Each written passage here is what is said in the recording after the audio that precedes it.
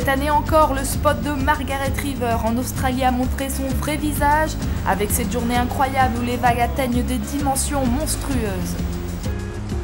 La plupart des meilleurs surfeurs ont répondu à l'appel, ils sont ici pour le Drug Award Pro étape QS6 Prime de l'ASP. Ce jour-là, les vagues font 3 mètres et les pilotes de jet ski semblent un peu nerveux face à ces conditions, comme l'explique le local Taj Burrow. Ouais, le pilote de jet ski là-bas criait, c'était l'enfer, genre dégage de là. Et j'étais pourtant loin du bord, en ramant dehors. Et le gars me disait toujours, sors de là, va plus loin. Il avait raison, c'était juste massif, ça formait au large.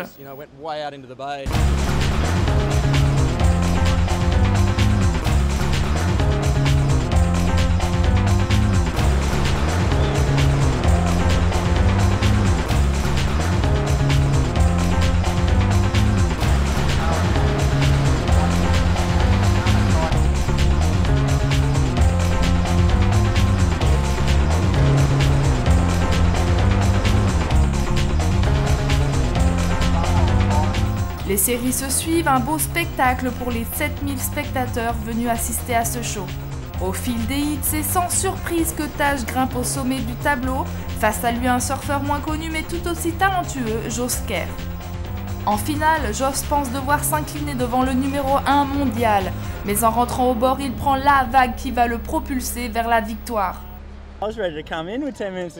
J'étais prêt à rentrer à terre il y a 10 minutes. J'ai même dit à Taj, beau boulot mec. Je sais vraiment pas ce qui s'est passé. J'avais abandonné, je rentrais à la plage et je me suis dit je vais envoyer du lourd. J'ai été comme propulsé et je me suis dit yes, je suis de retour dans le jeu. Sur cette vague, il va tout donner, avec tout d'abord ce beau aérial et quelques secondes après, il en claque un autre, mais cette fois c'est un 360. Cette vague sera notée 10 sur 10 par les juges. En remontant au pic, le jeune Australien décide de prendre une dernière vague un peu plus petite mais propre et replaque un aérial. Cette fois, les dés sont jetés, Taj ne peut plus rien faire.